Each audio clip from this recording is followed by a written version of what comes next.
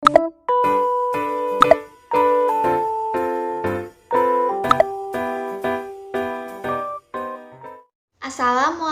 warahmatullahi wabarakatuh.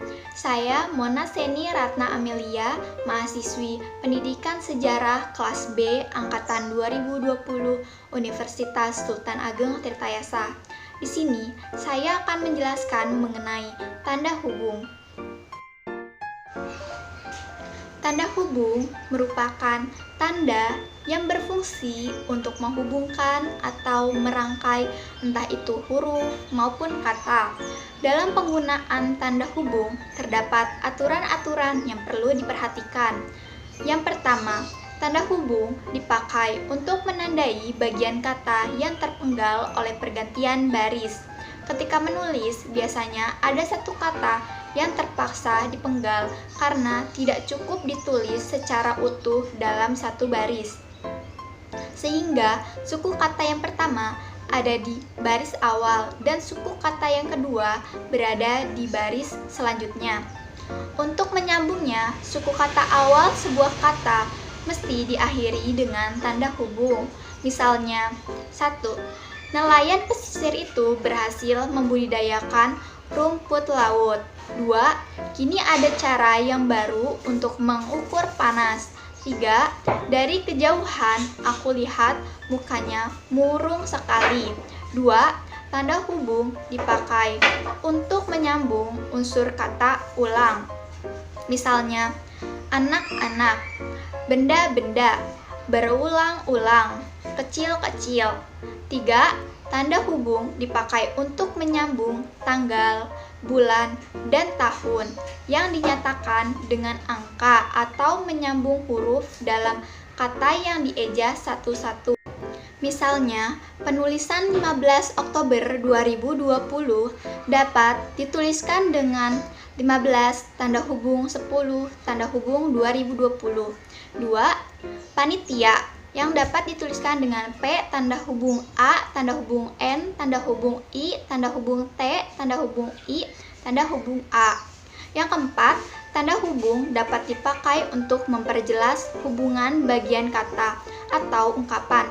Misalnya, mesin hitung tangan 2. 25 ribuan. 3. Mengukur. 4. Berevolusi. Yang kelima, tanda hubung dipakai untuk merangkai. Misalnya, dengan kata berikutnya yang dimulai dengan huruf kapital, seperti se-Indonesia, se-Jawa Barat. 2. Dengan angka misalnya peringkat ke-1. Yang ketiga, angka dengan an, seperti tahun 1980-an. 4. Kata atau imbuhan dengan singkatan yang berupa huruf kapital seperti hari H, sinar X. 5. Kata ganti Tuhan seperti ciptaannya, atas rahmatmu. Yang keenam, huruf dan angka misalnya dalam penulisan gelar D3, S1, dan S2. Yang terakhir, kata ganti ku, mu, dan nya dengan singkatan yang berupa huruf kapital. Contohnya KTP-mu, SIM-nya, STNK-ku. Namun, tanda hubung tidak dipakai di antara huruf dan angka jika angka tersebut melambangkan jumlah huruf.